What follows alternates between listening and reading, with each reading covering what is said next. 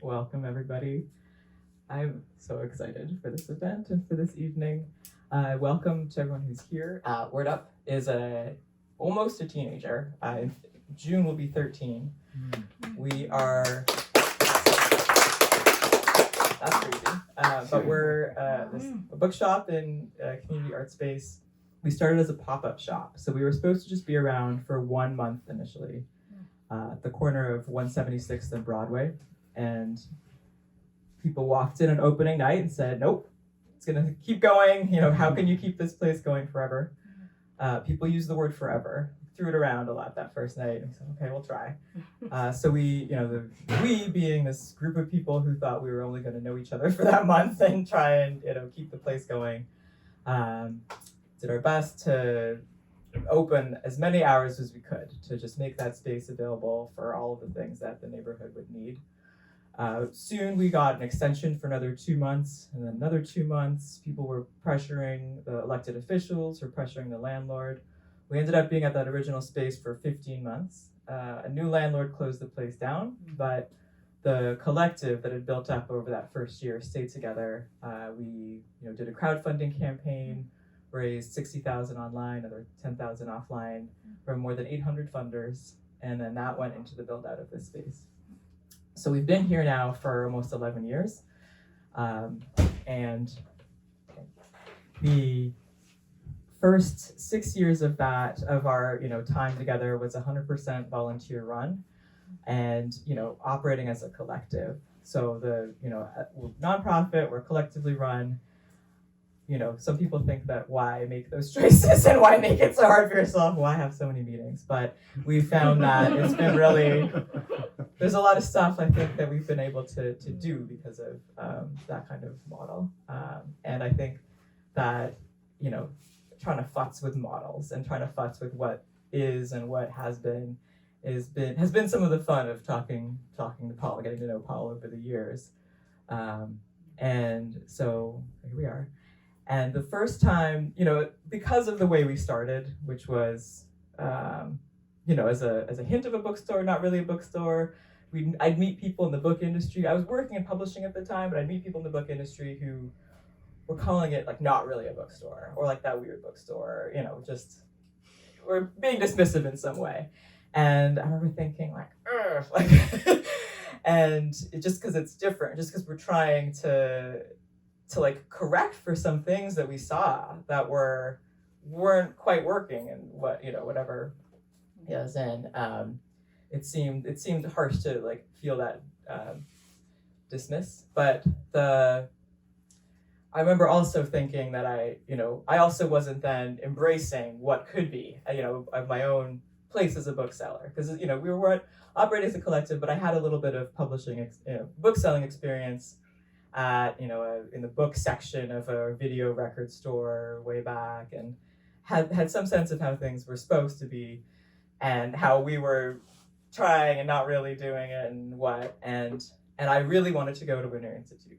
And I kept thinking, I went once on the publishing side because one of my authors was there, and then after that, Winter Institute is this American Booksellers Association gathering. It's a big conference. It's hard to get tickets sometimes. Initially it was a much sort of smaller gathering. It's national. They cut it off so that it's not as sprawling and big as Book Expo was at the Javits. And I remember thinking, because at the first one I went to, they always say, if you're not a bookseller, you can sit in on the panels, but you have to sit on the floor. So I was sitting on the floor of everything, scribbling notes of like, oh, this is so good for Word Up, but on the floor, and then there was one year, and I remember I kept thinking at my job, I was like, can I go this year? Can I go this year? Trying to get it through, place I worked at instead of just showing up as Word Up.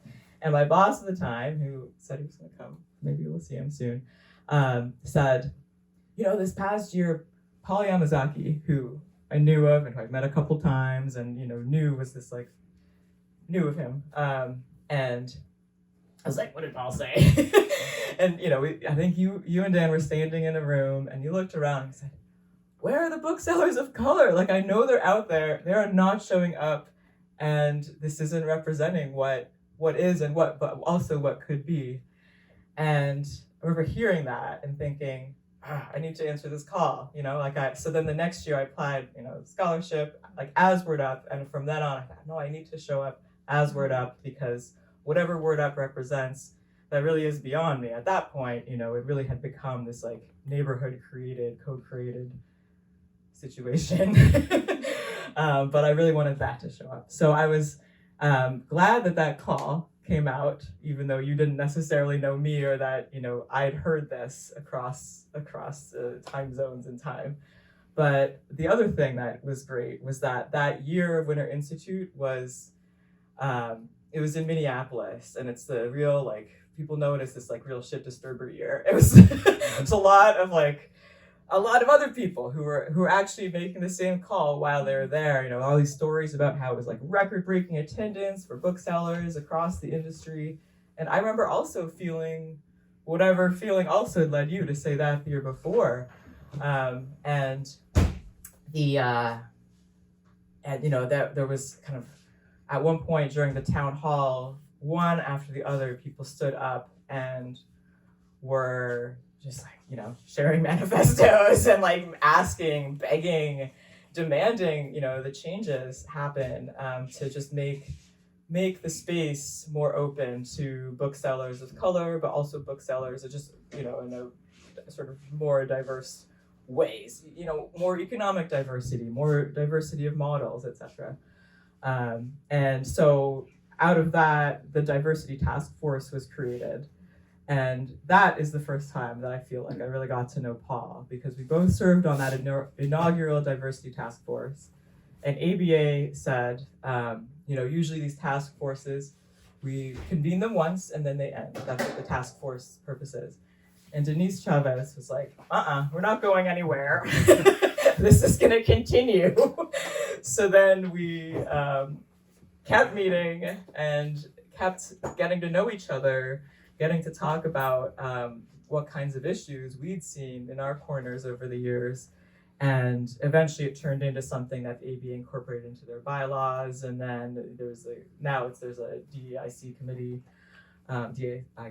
and more. We've cycled off, but have continued to talk. I am talking way too much at the top of this. I just wanted to frame what, how I know Paul, but also that, how many other people have had their lives changed, I think, by something that you maybe said, sort of a throwaway comment at the corner of a giant conference room to somebody, and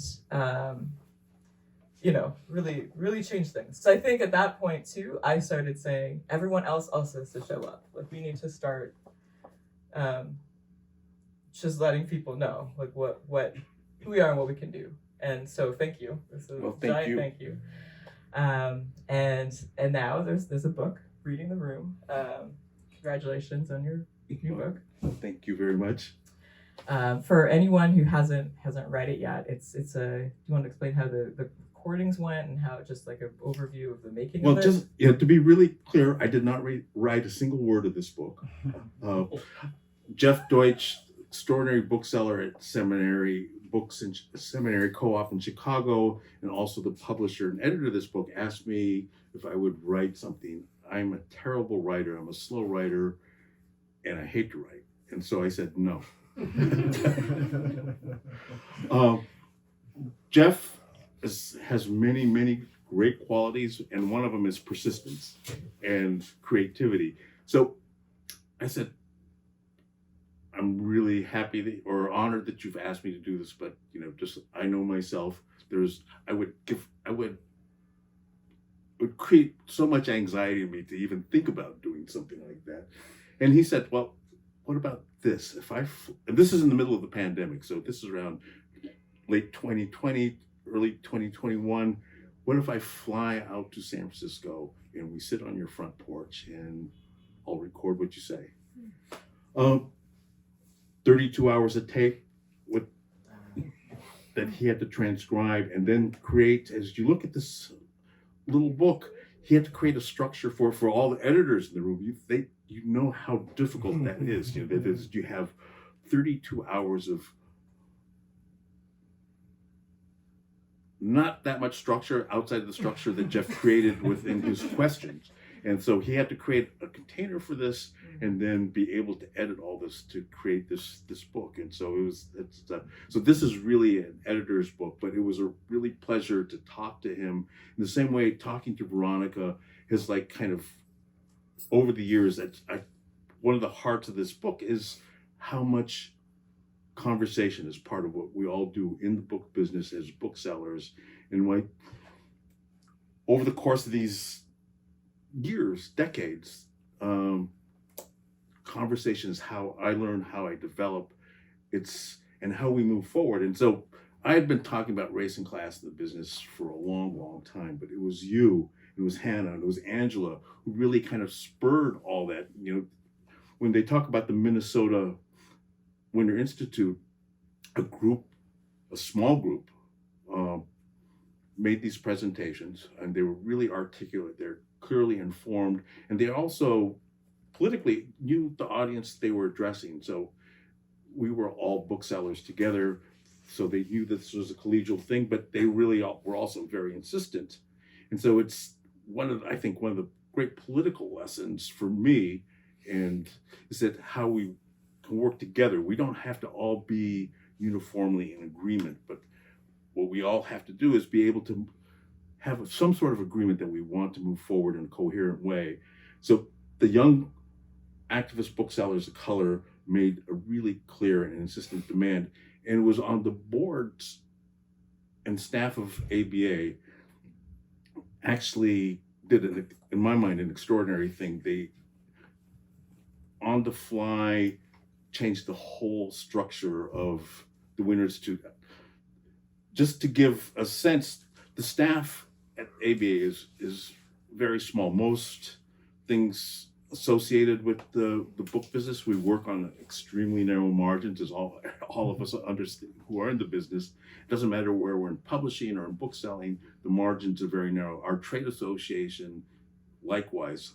I know that the staff at ABA, which is pretty small to put together a conference like this, stays for 3 months before that. I'm calling from San Francisco just to leave a voicemail on something at 7, 8 o'clock our time, 11 o'clock here, and somebody picks up. I'm going, what the fuck? What are you guys doing? And they're literally working around the clock to make this happen for us. And for them to put the brakes on everything and then reschedule everything in less than 24 hours was really extraordinary. And so what happened after the presentation and what we called the town hall at that time is that they disrupted the whole thing. They put together emergency sessions for the next morning. So for some of us, getting up at 7 to be semi-coherent at 7:30 was like close to a miracle. But there we were did like that. 200 people there at 7 in the morning Yeah. before everything because of the possibilities. And so we've moved forward with these things. Is there a long ways to go? Yes, there is a long way to go. And there's so little there again. And it's not just narrow margins economically. We're all working really hard. You know, Toby and I were talking this morning at 3 Lives and just like what it's like just to be a bookseller on the floor when it's really busy and it's really insistent and like. But we have found time. Creating something like Word Up is such an extraordinary thing. Because most of us who work in traditional independent bookstores, we have models, we have templates of how things have done. We have people who've experienced what we've experienced over the years. But what Word Up has done, what the collective done, is what Veronica and Emmanuel have done is because they're creating something with no template. There is that you are creating the template. And so what your 13 years of experience is will be able, that other communities of color will be able to kind of create stores. And what we've already seen over the course of the last 5 or 6, 7 years, that because of what you're doing here and because of what the ABA Diversity Task Force is, that we've increased the presence of booksellers of color at ABA by Winter Institute by how much? Do you have a sense? I don't know, but I but do I know. do remember at the community forum this year when it came up that I think rightfully, because again, it's like another record-breaking attendance, another 300 from the last time that it was, and they pointed out that they only encountered, or they only listed like 18 Black booksellers, so out of the 900. And I remember thinking, oh yeah, that's low. And then I remembered back in 2017 that I was like, okay. Yeah. So it does, and I think you correctly point out that that's still a low number relative to like close to 800 booksellers in attendance. The culture, bookselling is going through these extraordinary times of what's never, I think Toby would agree that it's never been easy. But I guess the question I would ask you is like, how do you see your path forward, and how just in its, I would also Emmanuel, how do you guys keep this sustained? Pickle bags. Yeah. I think that so much of, and this relates to a question I want to ask you after about curation, because that came up a lot at the previous events, that I almost feel like I've switched gears, whatever I had come into Word Up with, the knowledge I had or skills or experience from other jobs in publishing, in bookselling, or media pushing in some way. And so the set of people I knew, the set of materials that I could set up, I could still do that as like a hint. But I think the thing that I've wanted to do more since Word Up has started is to just have that be the hint, here's a template, but then I just want to spend more time like listening to what actually people want, because I think that is the experience we have at Word Up. We are in, we're in a part of, there are bookstores in the neighborhood. There are, and I think that's something that often happens where people say, there was nothing here before, there's usually something there, and I think that when people say that, there was no one, but there have been other bookstores here. They were of a different scale. Different bookstores participate in the industry in different ways, and so there was here. But then when it came to, I lost my train of thought. I think I've had, more fun. I think with the surprise of seeing what happens when I let go more.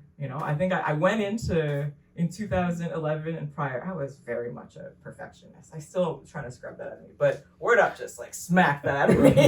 2011, 2012. Just as soon as I would think something was done or just so, or there was 5 people coming in with ideas of their own, and sometimes you're like, oh, what a disaster. Sometimes you're like, whoa, you made it better in a way that I wasn't expecting at all. And I think that if you let things go, you let go enough, that you let that happen enough, then that it keeps snowballing. And I think that if you're in, how can you determine what should be there if you haven't been there and haven't been listening all along? I think that and I think that's never finished. Like, I think I still, I've lived in the neighborhood now for 22 years, lived in New York for 25, 26, and I think that there's still so much I don't know. And I think that the figuring out what that is, and how then a bookstore with these resources, that every page, every book is its own world that can meet the need of someone else that's there, that matchmaking, that possibility of meeting that need is is kind of fun. But I also think that there have been, over these years, I've heard a lot of, people, make assumptions about places where there aren't bookstores or there are a lot of places where there's no book. And I think that there is no place that doesn't deserve an awesome bookstore that has a community, sort of feel to it, that can provide resources, and that, it doesn't. And I think that if, when I look at, I had to stop looking at like bookseller Facebook groups and stuff where everyone was like complaining about things that we like specifically try and like sort of flip around. But when I remember reading one thread about all the market research that people were doing about where the money is, that's where you could put the bookstores that'll survive. And I'm like, well, that doesn't mean you have to remove it away from the places of money. I mean, if there's anything, that probably could really use a bookstore. And so what can you do to then make it so that, how can you change things? If you are in a position to start something, then why not start it by starting with what is the community there that you're looking to work with, work in, be among, are a part of. And so I think the more, to go back to whatever the question was about where our way forward, I think that the doing that more, because I think we can't, that won't stop. Like that will never end. There will be, there are so many people who I'm sure the population is so dense in Washington Heights. I remember looking at numbers once, like Upper Manhattan, if it were a city, it's 35th, it'd be the 35th largest city in the US. Like that is how dense things are. But the geography is really sharp. There's cliffs, there's parks, there's all this stuff that really divides the space too. So people sometimes can't get a sense of it, and sometimes you really can't. Sometimes there's just a lot of people.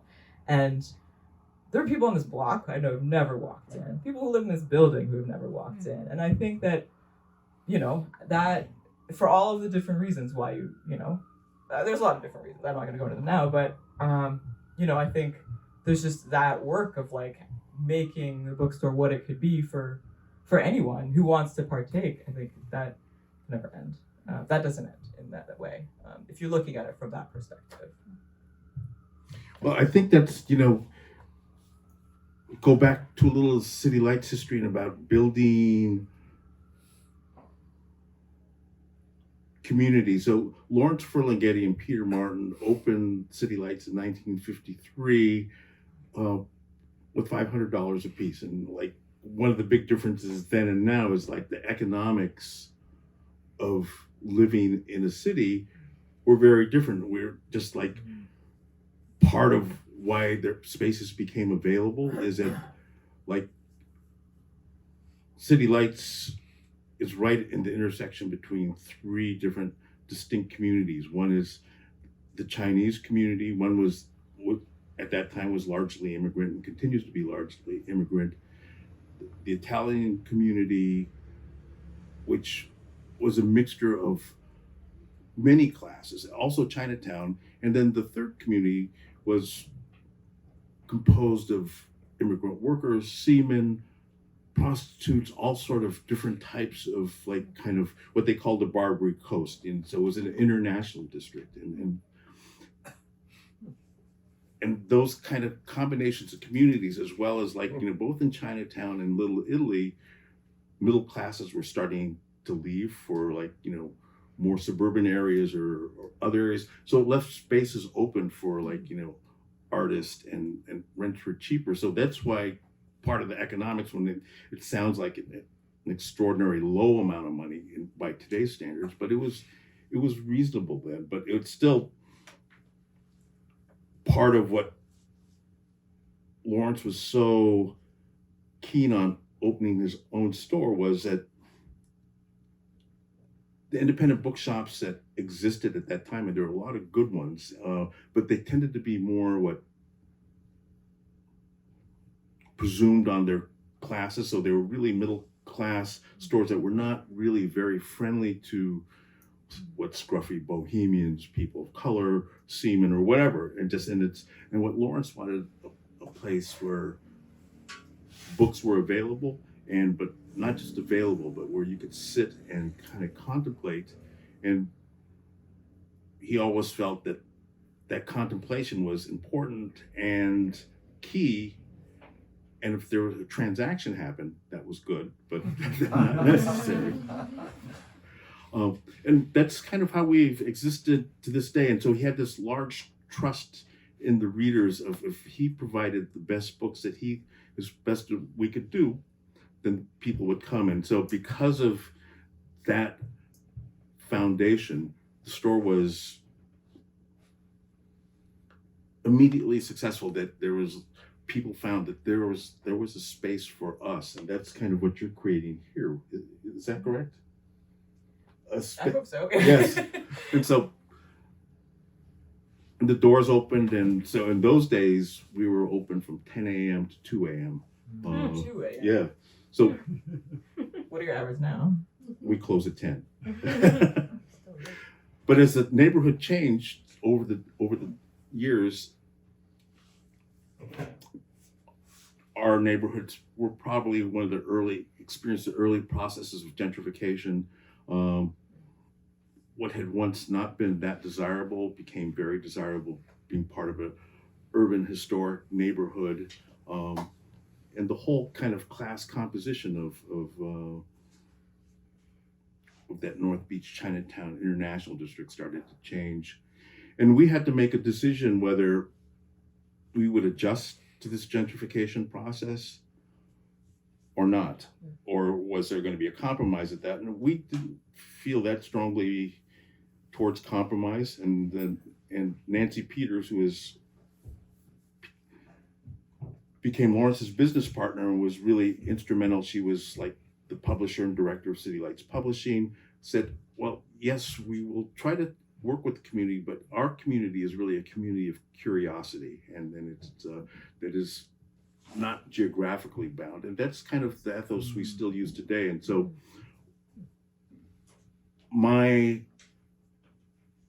as I look as a buyer, I don't think about audience. I have total trust in the reader that if we provide the books and kind of to the best of our ability, kind of what we think is excellent, and is that they will come in, and it's so gratifying after 70 years that is always reaffirmed. And it's one of the things I love going into other people's bookstores, is you could see that all the time. The people who kind of like the bookstores that can really dive into the backlist and see that there's this kind of immense reservoir of kind of beautiful writing, deep thought, and just kind of and fun. So after 71 years, that we're still doing that, and then it's great to be kind of an example, and then but part of our earlier conversation, our conversation in the past, is how do you shift and change, and part of that is through conversation and through kind of the work you're doing. Well, also there's this moment in the book where you talk about how the initial meetings with reps, you'd have a bunch of people all sit there together, and it was kind of, then you were determined to be the buyer. It's okay. So I loved reading that, because I was like, oh, this sounds like the certain things that happen in the collective, where like a bunch of people, and then everyone's like, that's exactly. So just wanted to hear more about that. How I became a buyer. So I was not a bookseller. I was a reader who worked in a bookstore. Every bookstore needs readers who are deeply committed to whatever their vertical kind of interests are, but that doesn't make you a bookseller. So I had been working part-time for 8 to 10 years, and it's working Saturday weekend nights, closing at 2 a.m. That was kind of my major. But every now and then I do fill-in shifts during the day, and so one of the things that made me realize that there were more steps that I needed to take, that I just couldn't simply sit and read, which was wonderful. I probably would have done that for a long, long time. But this woman came in, and I didn't know who she was then, but she's a Random House rep, Maggie Castellone. And she was waiting to have an appointment with the manager buyer at that time, and he was late. So she spent 5 minutes with me just chatting. she was remarkable in many ways. One, she was a woman sales rep at that point. Two, she was a woman of color, which is very strange. And three, and probably the most important thing, she was an astounding listener. So I didn't know that, but so what happens 2 weeks later? A package arrives at City Lights with my name on it, which was that was just an extraordinary thing. And as I opened that package up, it was a copy of Edward Said's Orientalism. And so Maggie, in that very brief conversation, really kind of took a snapshot of me and said, I think I have the right book for this young bookseller. And it was an extraordinary moment because I was aware of Said, but I had not looked at this book. And so as Orientalism became a foundational text for me, and just in the same way that Fanon was a foundational text. And so through that brief intersection, it opened the door to like what the possibilities of what being a bookseller was, and like, how much conversation was really key. And so it was a small first step, but it was a really important step. And part of what happens next is that City Lights in the late 70s and early 80s was on the verge of collapse. I won't go into the details of that right now, but we were at such a profound state of failure that every one of the members of the staff at that time had applications out to other bookstores. We thought we were toast, and everything indicated that the stock and inventory was terrible. We were an embarrassment. Previous manager just was a very smart and energetic person, but was not a book person. And so, just to give an example, Grove has always been and New Directions have always been a key part of City Lights for a variety of different reasons, but mostly because the quality of the books that both those publishing houses did was so closely matched what City Lights was. And so we get this order of Grove books in, and it had no Fanon, and it had no Malcolm X, and it had no Marguerite Duras in there, no Roque Grier. And for whatever reasons, Barney Rossett, the wonderful publisher of Grove, had this really attraction to do light Victorian porn. And so the whole box was filled with it. I was going, and we'd been out of Henry Miller and Fanon for weeks. I'm going, oh my God. And so that just gives a sense of like how desperate we were. And so, and it even got worse after that. We were literally on hold with every publisher and wholesaler in the United States. And I was able to do the forensics on that a little bit later. And so basically what it came down to is that for our annual income at that time, our bills over 180 days matched 2/3 of our annual income. So Nancy Peters, who had other job officers, decided to stay because we had written a letter. The remaining staff had written a letter to Lawrence saying that, it's quite obvious we're on the brink of failure. We need to do something right now. Much in the same way that like the booksellers came out, like Angela and Hannah came out at that meeting that we were talking about in Minnesota. And Lawrence responded to that, and we had a couple meetings. The manager resigned, and none of us knew what we were doing. And that comes that story that you were referencing, that when we first sat down with sales reps, it was all 5 of us, the remaining staff, and that clearly wasn't working either. Because we didn't know what the relationships were. I mean, there's so many kind of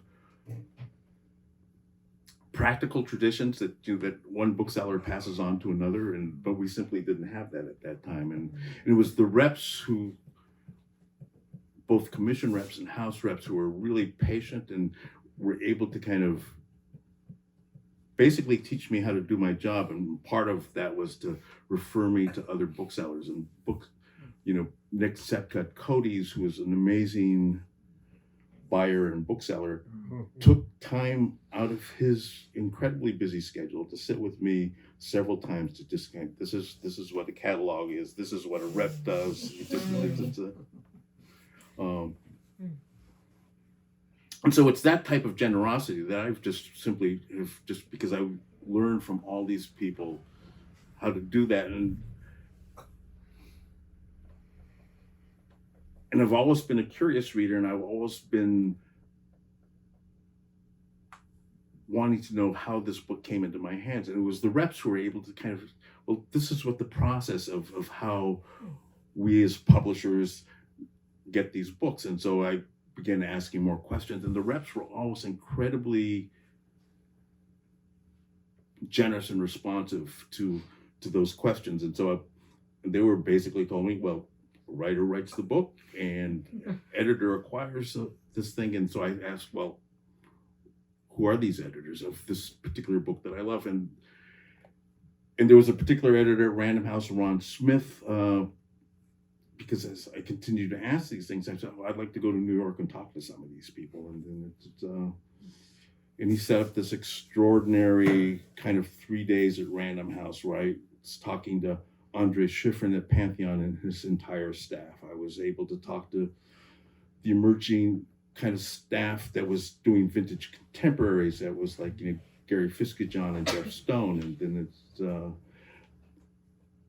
and young editors at Vintage at that time. Among them was Robin Desser, and so it was that whole learning process of being able to kind of ask the questions, knock on the doors. And the thing that I think is really important for booksellers of all sorts is that just ask the question. The door never closed. It was always open. And I think that's one of the key lessons that I would like to pass on. Yeah, I think that is, ask the question, I think is something that I have realized I've associated with you. Because I think you've also mentioned that you everyone's like, how do you know so much? And you're like, you ask the question, you listen to everyone of all ages at all levels of the industry. But because there is when you mention in the book that, a lot of the general public doesn't know that booksellers know specific editors and how to order from that. But I know a lot of booksellers who wouldn't know that either necessarily. So I know that at some levels that is there, but I think that level of access to only comes with people bold enough to have, to ask and then to get. And I think that's a good example to see and I wonder too about, because there's the bookseller, editor, publisher, but it's also distributor. And so, I did want to ask, knowing that you've done, you've given also, time to I think the board of SPD and everything, and that you've worked with so many different distributors. And the other night, someone last night was mentioning that one thing they loved about City Lights is that you could also be the person that's like, I made this little zine, and you would also be welcoming in the same way, and that you would make them feel as important, as the distributor that's calling. But how are you feeling about distribution? Well, thank you for that. SPD and distribution in general. Distribution is kind of one of the critical infrastructural failures that we're all dealing with right now. Right now, there is no independent distribution. It's controlled by two major, PRH and Ingram control the majority of independent press distribution right now. I realize small press distribution, for anyone who doesn't know, small press distribution is what SDP is, and SPD. And they just closed very abruptly. And so, but SPD is representative of that failure, that the fact that there was only SPD, whether they continue to exist or not, still represents a failure on our part to really but to bring the work of emerging presses into greater hands. We as booksellers don't have the bandwidth to deal with, like in SBD's case, over 300 publishers on a one-to-one basis. All the work that it takes to bring books into a bookstore. It's what one of the key functions of distribution is to kind of simplify that, but there has to be one of the issues of conglomerations is put market forces into like where booksellers, where particularly for us buyers, that we now sit down with our amazing publisher reps and would have to go through 800 to 600 titles per session, and that's simply not in anybody's bandwidth. So I'm so old that I can recall a time where instead of like 8 to 10 reps, I was looking over the course of buying season, looking to 68 to 80. Sometimes they would have as few as 10 titles, but it's and you'd see 3 or 4 people in the same day, but they would know their material really well, and it's And that was one question I had about SPD in general. Like, is it? Because I saw in one article that it was almost 400. It's almost 400 presses suddenly without a distributor. And is it? What do you think about that size question? Like, is there a point at which it's too big? Like, is it if you're? I know the presses. The small is referring to the press, but it's like you also just need to be a smaller distributor to properly be distributing. No, it's what we need is more distribution. So right now, I'll use this amazing press out of San Antonio called, Flower Song. Flower Song is what I would consider the leading press of young Latinx poets. They have no form of distribution. They do wonderful books, but they also are clearly extremely editorially and design focused. And so it took a long process of back and forth emails and conversations just to get the process of, we need proper packing slips, we need ISBN information.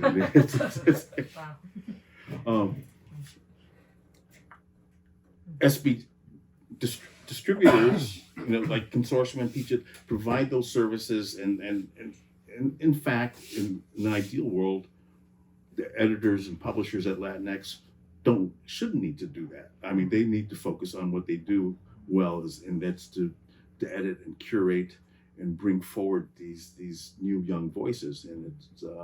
And without that, without distribution, healthy distribution channels, those presses will not be able to come into find their full audience. And so there again, I'll go back 35 years, and like before PGW, before Consortium, is that for City Lights to be aware of a Grey Wolf title or a Copper Canyon title or a Dalkey Archive title, many cases it took the author to come in, I have this new book, or one of our readers to come in and says, I heard about this book, and then we'd have to research it. Said, oh, that's from Grey Wolf, and then we'd have to contact Grey Wolf. We'd like to order some of these books, but that's a very hard way and not a sustainable way of doing business. And so that's why distribution is so key. It's like, in my opinion, it's not up to the press to create its own infrastructure to get to independent booksellers, and that's what the distribution services do for us. There again, it's the reps who do, like Random House, PRH just did an extraordinary thing that what we as independent booksellers have faced over the decades is a shrinking of the reps that come to us. In many cases, like some of the other major corporate houses have shrunk their sales forces of the field reps to like as little as 8 or 9 nationally. In the Bay Area, I see 5 really excellent PRH reps. They do an extraordinary job, but we're still dealing with, when I sit down with any one of them during the season, anywhere from 300 to 800 titles, which is a lot of work. They do, the rep is still going to be incredibly key. What they do for us is that they know each store, and they know, so we don't have to go through each title in detail, but they know what is important to focus on, and what kind of information we're going to ask. But it is still, I don't think that addresses the question of more independent distribution, and You mentioned yesterday that you wanted to see, I think someone asked, like, what could publishers do? And you mentioned more infrastructural support, more of, like, how would you see that happen? well, I don't Like, think it's different. all Varying our income margins streams, are or- extraordinarily small. It doesn't matter whether we're City Lights or Word Up or PRH. The margins of the fiscal margins that we all deal with are extraordinarily small. I think, the reason why most independent literary presses are 501c3s, that if you're doing that type of work, most presses that are independent literary presses need about 20 to 25% revenue that does not come from sales. And if at City Lights, for example, if I was to bring up the salary levels of all my colleagues to the level they do, we would need an additional 20 or 30% of revenue above and beyond sales. That's the other key element that I think is because of the economics of the book business itself, is that we're restricted on an economic basis of who's able to work in any aspect of the book business at those starting wages that we're able to provide. And it's I think City Lights is really one of the most, not only do we kind of take the literary end and the content end extremely important, we also take the business end very important. And I've spent a lot of time on the metrics of the business on the spreadsheets, and I know we're incredibly efficient. And and I know also that if we were to get the entirety of the staff to what is considered a living wage, not minimum wage, but a living wage, is that I would need another 20 to 25% above sales. So there's no way that any of us are going to do that on an individual basis. I think ABA, AAP, the Association of American Publishers, AUP, the Association of University Presses, should put together a task force to put together something like what the Museum of Fine Arts did several years ago, is to put grants for sustainable, over a period of 5 years of paid internships. So if we want to draw and kind of break down some of the race and class barriers in our business, that's going to be necessary. I know that none of us, no matter where we are in the kind of economic scale, can afford to do that in our current business models. And so it would take that extra sustainability to do some of those things. So the Museum of Fine Arts about 10 years ago came together, wrote not kind of support the institution, but as social equity grants to look at very similar class and race barriers that they had in the museum world, in the Museum of Fine Arts world, that we have here. And so one of their solutions was to kind of have these long-term paid internships to move young people through the various stages of the museum and fine arts world. And I think something like that is doable. And I think it sounds like a lot of money, but for $25 or $30 million, that would probably be a starting point. Are museums typically nonprofits too? Yes. 'Cause I think that's, as much as there is an issue with the nonprofit industrial complex, I think that the money coming to them to be able to re-grant was probably more easily done. That's correct. Because they were nonprofits. That and you've just hit the next challenge that should be addressed is independent bookstores bring social benefit, and then it's and aren't strictly a business, and and if we kind of apply that thing, it'd be one going. This is way above my pay grade, but how to change the tax code that will allow bookstores to apply for some sort of 501 type of application, and we wouldn't be getting additional money, but we could raise money, and people who donated to us would be able to get a tax benefit. But Can I switch it up a little yeah, bit? sure. Okay.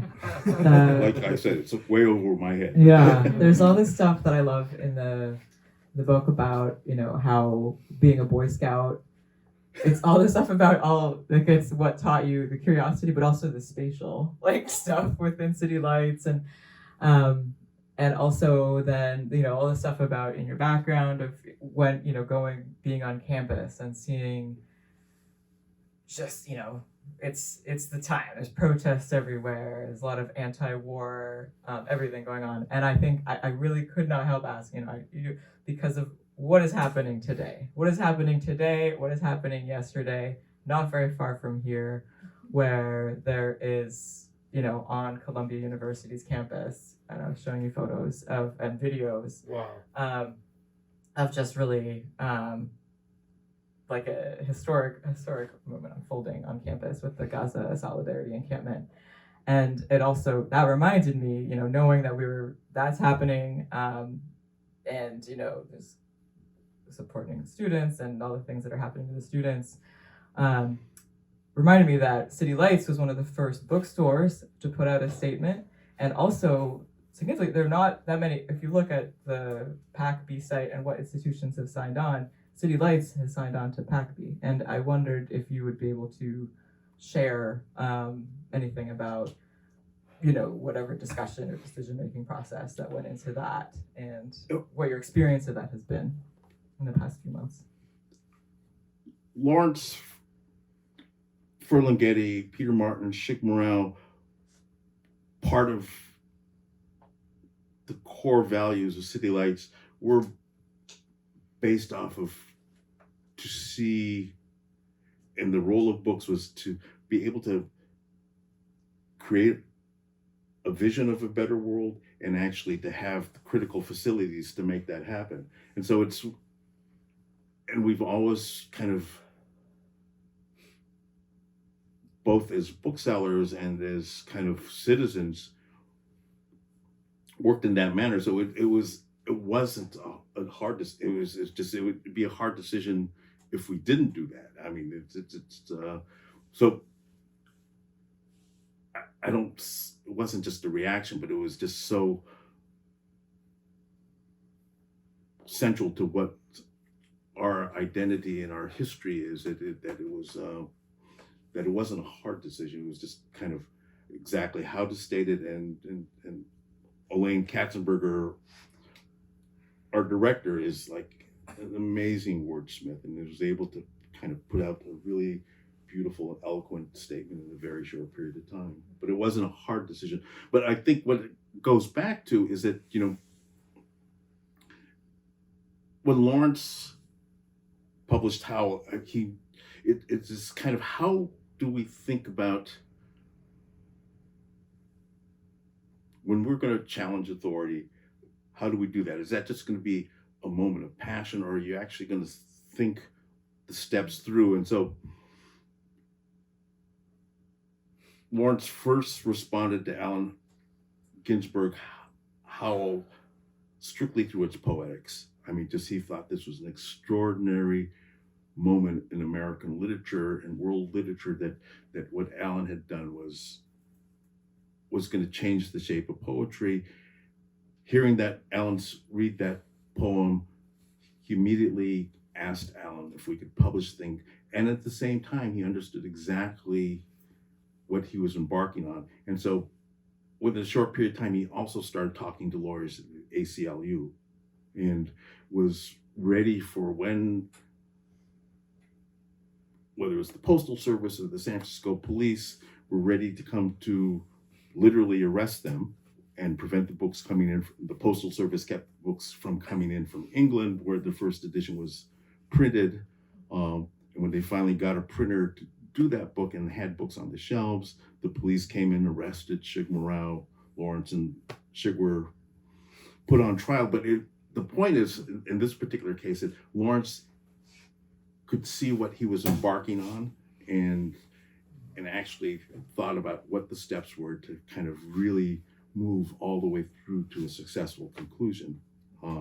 He didn't know he was going to have a successful conclusion, but he knew that he had to do these steps if that was going to be possible. I forgot to ask, does anyone have questions? I went to City Lights in, I think, 1970 for the first time. I was telling you, went out with Shig and Alan and a group of poets. And I'd come from Minneapolis, where your conference was. Was Louise Erdrich there? No. Louise has the most remarkable bookstore in Minneapolis on Indigenous.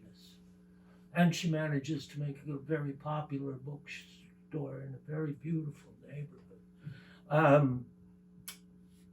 City Lights had this incredible aura of coming out of the beat scene, of course, which gave it this remarkable personality. I came in the hippie era. I had long hair and, I carried on quite a bit and became a bookseller after visiting City Lights. And it was, bookselling can be something of a vocation. You don't do it for the money. We've all been paid very poorly. I'm 52 years a bookseller like you. And how important City Lights was, how important St. Mark's Bookstore, Gotham Book Mart, these Wellence's bookshop on 8th Street. These were cultural hubs in cities that people like me from the country came to get away from those awful people. They were often where you, if you were Caucasian like me, you made your first acquaintance with people of color, with diverse genders. It was a great deal of fun. And you're devoted to reading. The City Lights guided my reading, as these other booksellers did. And as I became a bookseller, it was listening to the clientele. Who are you selling to? They told you what you were going to stock. Economics, of course, is, you're driven by necessity. And I'm in total admiration of Vern and the shop. I'm happy to be a neighbor. I had a little shop 5 blocks south of here when she opened. And when I looked at the demographics around here, we had, I think, the lowest literacy rate in the country at the turn of the millennium. It was a rough audience. Harlem had no bookstores when you opened, except for we had sisters here. It was a really difficult economic and cultural time when Vern opened up here, and it's a remarkable job that you've done. You've created a personality much like City Lights had. Do you have a question, Kurt? Just question. Just curious. But I'm in all admiration for these two. I just wanted to share that. Thanks, Kurt.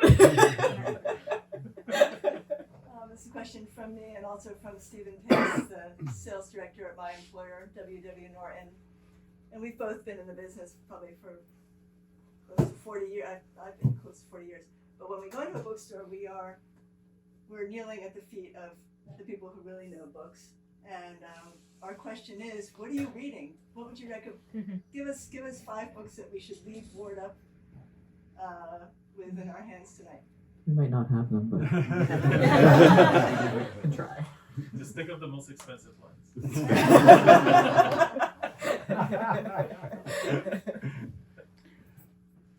I would say, one of the books that I've been talking about is that one of the most significant writers here is Karen Yamashita. Her I Hotel is I think one of the towering accomplishments of American literature. Coffee House has kind of sustained her work over the decades. Karen just has a new book out, which is somewhere in my hotel room, and I forgot the title of it, but I would start with I Hotel. WordUpBooks.com. Also on Bookshop. Rick, the why, it's like loops around. There's no way to tell where fiction goes after M. You have to just guess which bookshelf it continues at. Sorry. A book that just came out, Weird Black Girls from Elwyn Cotman, which is published by Scribner's, but Cotman is a writer who had been published by small presses. Small Beer was her previous publisher, and it's a remarkable accomplishment of a writer who's non-gender specific. And the remarkable thing in the literary sense is that in her book of linked short stories, that she's so remarkable in creating, or he or they, I really,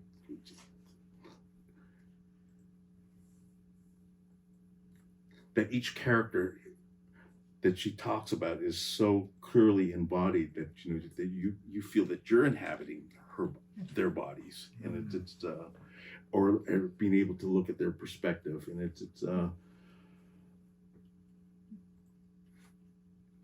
and it's one of those moments where like you see like how a writer can and a publisher can develop. I mean, the economics is like, yes, independent presses are really important, but it's also important that writers in some ways can get a sustainable income. And so, City Lights is an amazing publisher that I'm really proud to be associated, but our advances top out at about $5,000, and that's simply not going to get any of us, and particularly any writer,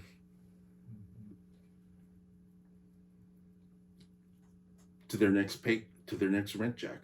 And so, having said that, Percival Everett is an astounding writer who's been publishing for 20 years. You could go back to any one of his backlist titles, but his new novel, James, is extraordinary, and it's amazingly accessible. And I don't know Everett personally, but the fact that I know that he's not going to have to struggle every month, with his teaching gigs and all the other things is and plus James is, an immensely great read. And it's, I would say that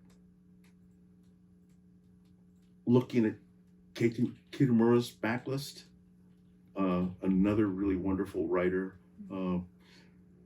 It's one of the wonderful things about being a bookseller is to be able to track the arc of a career.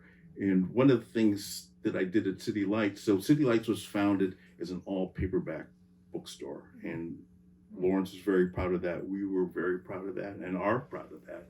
But I introduced hardcovers to City Lights, not for any business reasons or not even any really clear reason outside of a reader's desire, because as a young bookseller, I was not able to sell or read Toni Morrison's first books, or Alice Walker's first books, or Salman Rushdie's first books, or Don DeLeo's first books, or Cormac McCarthy's. And so I wanted those books, or have access to them. I didn't want to have to go to Cody's to get them, where I wasn't going to get a discount.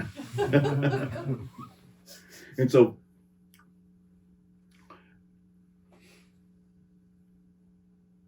and the conversation that I had at City Lights was that if we had to wait for a year, we were not doing what the publishing branch of City Lights was doing, introducing people and guiding people to the best of contemporary literature and thought. And so that it made sense to all of us, and so we adapted that. And so that's a long way around to answering a little bit of your question, Elaine. Well, I think I got 20 books into my my cart here. Yeah. Word up, So who's backlist? And then who's the fifth one? That was, Katie Kitamura. oh, okay. Ned Blackhawk, Oh, yeah. just from Yale University Press. So his book is extraordinary. I'm going to forget the title of it. And just as importantly, he is editing a series for Yale of native historians. And so we're going to continue to see, I think, extraordinary work come out of that series. And it's, I think all of us, the independent presses, the trade presses here, and the university presses, I think it's part of our responsibilities as booksellers to look at the entirety of the publishing world, and in the same way that at City Lights, that every month is African American History Month. Every month is that we feel very strongly that to really represent American culture, that we have to look at all the strands and braids that make this strong rope of American culture, and that necessarily means you have to look at the writers of color, and you have to look at the presses that do that work. So John Keane's Song Cave, that won the National Book Poetry Award 2 years ago, this also ties into the SPD thing, is no longer available to us because SPD no longer exists. So what City Lights is going to have to do is write to Song Cave, open up a separate account for that, but we can't do that with all 300 presses. Dan, you had a question?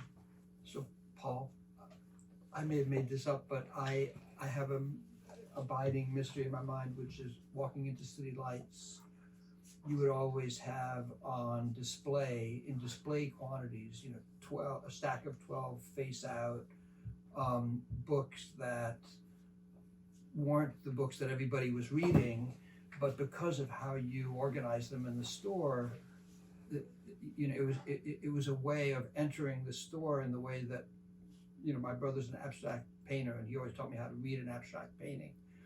You don't just fit, you go there and you kind of come around, and you would do that with the store. And it was unusual choices, but people would pick them up and people would buy them, people would read them. And it wasn't the bestsellers, it wasn't even obvious literary titles that we'd seen before. It was kind of curated in a funny way. And it seems to me nobody's ever imitated that, really, that I'm aware of, in the way that you do it, in the way that you do it. That's the wonderful thing about independent bookstores, is we could take the same 10 titles that are common to all of us, and they'll all be different. And it's why I love going into independent bookstores. I learned so much just by, today, I spent time both at McNally Jackson and at Three Lives, and you just learn so much. And it's not just learning, it's just the process of discovery and pleasure of being able to see what the potential in each book or array of books that a bookseller will do. But to answer your point, Dan, is it's not me, it's the conversations that I have with the staff. One of the things that we've done until the pandemic is that all the catalogs circulated through the whole staff. They knew when we were going to see the reps. I tried to make sure that that all my colleagues had 7 to 10 days to go through that, and they could. I would annotate them for particular members of the staff that I knew had particular curiosities or reading strengths, and but they were always welcome. Well, you missed this. Maybe we should consider that. And every season there'd be a certain percentage of titles from every publisher that I had missed, and that they were absolutely correct. And like, yes, we should consider this. Did we always take those titles in? No, but we did take a significant amount of those titles in that I had simply, for whatever reasons, had missed. And so right now we're struggling to reintroduce that same practice, because I've been doing all the buying for the last 4.5 years with it, which is also not sustainable or not that great. But to your display part, I haven't done any display work in over 20 years. My colleagues do such a great job with that. I used to try to to your point, try to micromanage or be perfect, and wanted to control the placement of every book in every place, and like, what's going in the window, blah blah blah blah. And I was away one time for a couple weeks, and I came back and I saw this extraordinary windows. I said, "Oh my God, just like that's so much better than I would do." And from that point on, I never did display it. That just But the kind of, and the staff, my colleagues, do an extraordinary job. Not only do they participate in the buying process, but they that whole thing that you just described, and I think it is remarkable, and I'm very proud of the job that we do, and we do try to create that little disorientation that you're seeing things that nobody else sees. But I feel the same thing when I go into Toby, right? Sure. What they had that little display of books on nature, if I could just describe, but it was much more intelligent than that. And you can see the conversation that is happening in those books. Sarah McNally over at McNally Jackson also does great displays, and it's not that it's pretty, it's how the association of books, how they talk to each other and then talk to us. And so that's kind of the art of display, just the art. Yeah, I mean, it's kind of the book that, if a bookseller took one or two, say, oh great, yeah, they took 2 or 3 or 1, and then you would have somebody in your store, maybe it's not, but the kind of divine madness of saying, let's put that display out 10, face out 10 copies. That seems, it's just a beautiful thing. Well, in today's world, a stack is 3.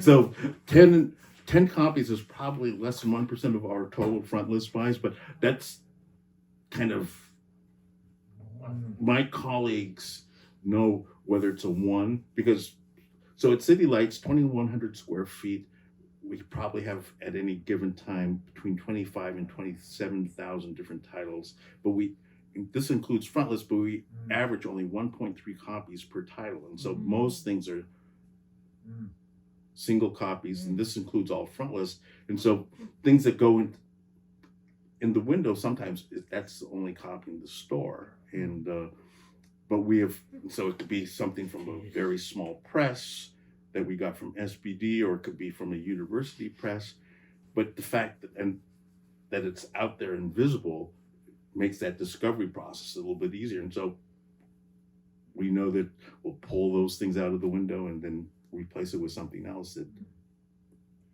I love this room full of nerds. It's like quantities on display, and everyone started nodding. And then the window. Ann Shelberg from Book Post. I'm tempted to ask you about living without catalogs, but I'll resist that. I hate having them anymore. But I wanted to ask about the Big Five and this thing that you've been talking about that I found so interesting about your relationship to editors, and sort of this predictive taste thing. We just lost a big layer of these great editors at Random House, and as the Big Five come together and you're seeing these kind of great rushes of books from the reps, do you feel like you're going to be able to sustain that kind of relationship with the acquisition process and that personal connection with the books that are bought in those big conglomerate? The short answer to that, Anne, is yes, because it is about the conversation, and it's as we've seen some of these really wonderful editors leave, retire, but we're also seeing an extraordinary number of great young editors come in, and it's there again, that's being able to talk with the reps, to talk to our friends in the business, to talk to other editors who they're excited about. They're just like, so that process continues on, but it is what's central to that is having the conversation, asking the questions, and it's kind of like, what the co-author of my book, who's not totally acknowledged, is Rick Simonson, because many of the things that I tell in the book are actually stories where I was just following in Rick's wake, which happens all the time. It happened yesterday as we went to talk to the people at Summit. I didn't arrange that meeting. I just tagged along. But it is, so a lot of my criticisms of corporate publishing I think are very apt, but I don't think it's, to me, the quality of the books that many of these editors are doing is like extraordinary. That those are two different tracks in my mind, and so it's That's reassuring. yeah. I have a question for the both of you, really. What do you think about? Introduce yourself. Oh, I'm Danny Vasquez. I'm a book editor.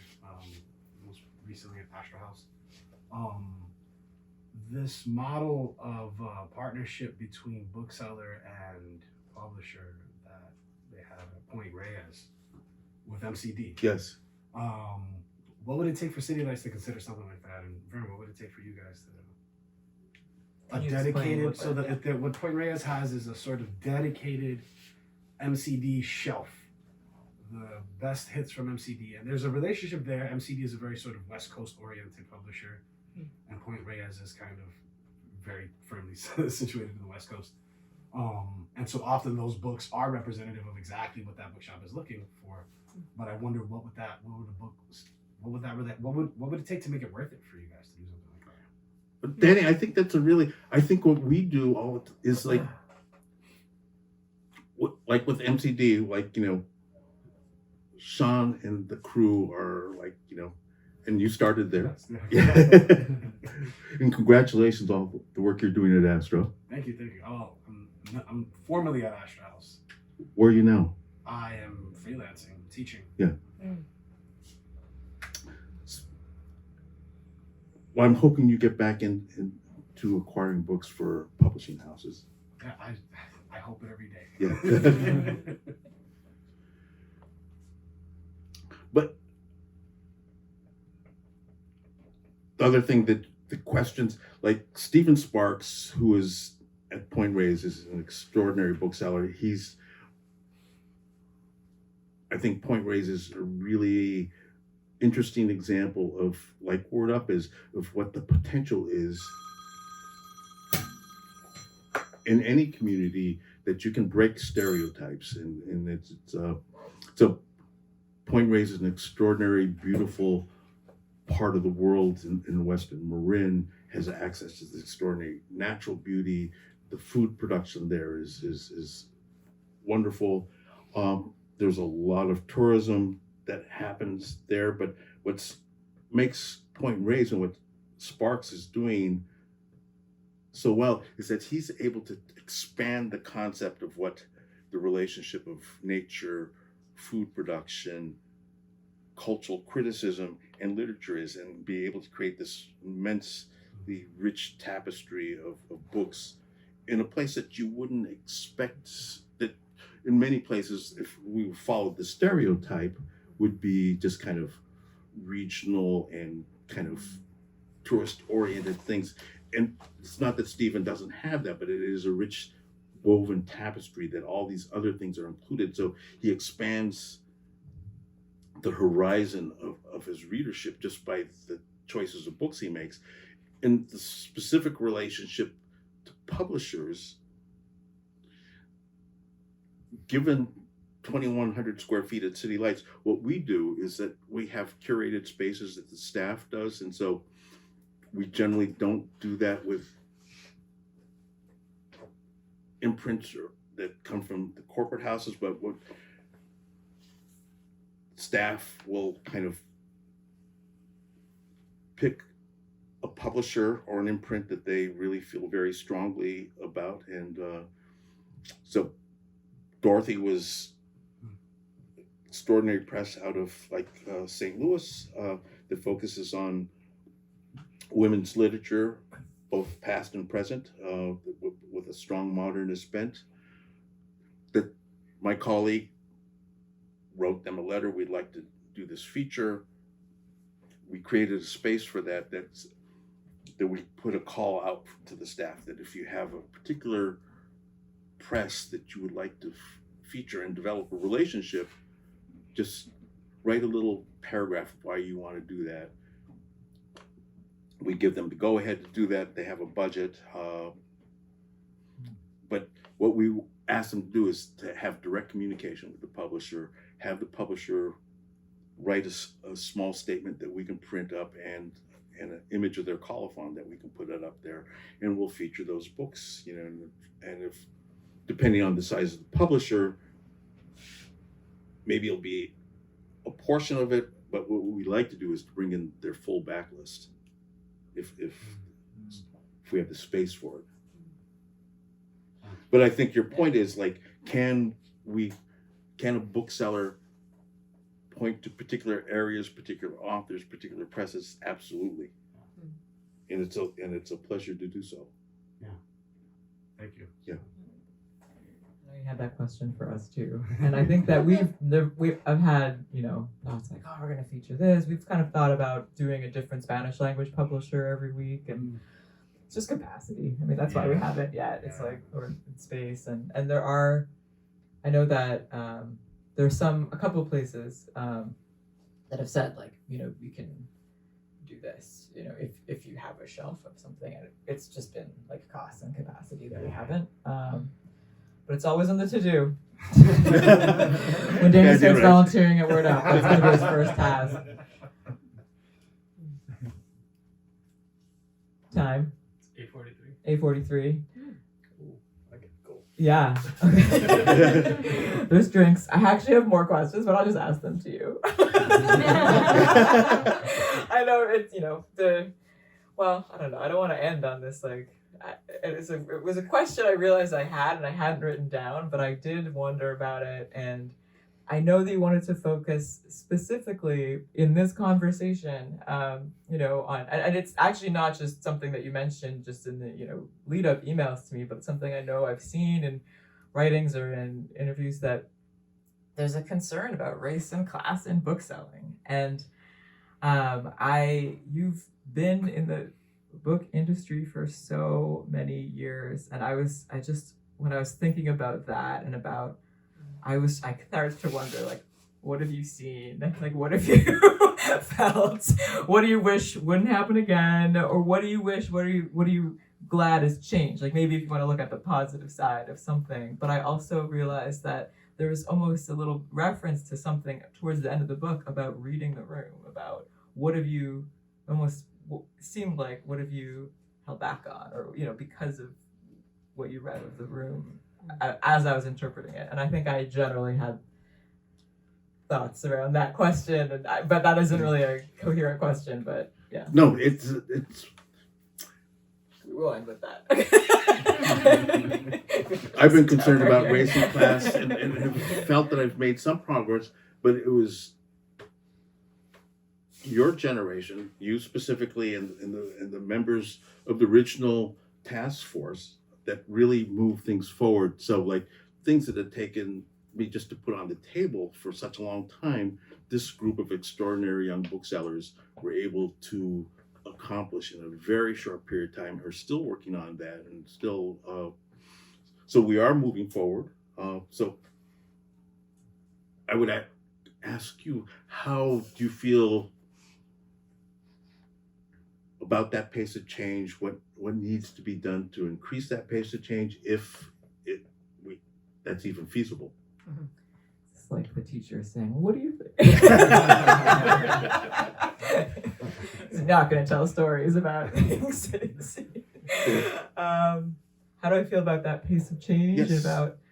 Well, I think every year that another school approaches us and says, we don't have a library, we're a co-located school, the room they got rid of is the library. And I think about how long 3 years, 4 years is in the life of a school kid. When I think about the 2 branches uptown out of the 3 uptown for what I said was like what could be the 35th largest city if you were looking uptown, that 2 of those branches, one is very reduced and one is closed. And they snuck in that closure during the pandemic. When I think about the cuts to the libraries and how we explicitly opened again on Sundays, which we hadn't been, since pre-lockdown because the branch that was open no longer on Sundays. It feels very urgent, but it felt urgent in 2011 when it's not something that there's a lot more that's very visibly urgent. And I understand that. And I also care and try and do things about that. But there's something about the urgency of what I don't know, the access, the resources to all the people that are not accessing bookstores. I guess the way I would respond to that, change is always a long, hard road. We lose more than we win, and I think it's about sustaining things. Mm-hmm. Yes, we know. The sense of urgency is really important because we do, as you just pointed out, lose so much. Individuals lose so much, but to create long-term senses of change, just to get a 40-hour work week was like a 60-year campaign to eliminate child labor laws, to get equal voting rights. It's just like it's up to us to be able to sustain the work as sometimes we feel slapped down and just kind of defeated. I'm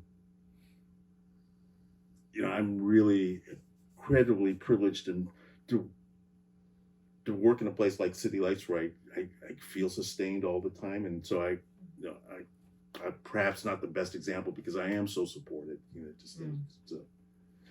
But I do know from from all the activists I've worked with, and it is really the ones who make the most difference are the ones who are able to kind of keep getting back up, because we are going to get slapped down, we are going to get defeated, and it's just the matter of getting up again, and and just keep going. Okay. Okay. With that, I think we'll end. Thank you so much. Thank you very much.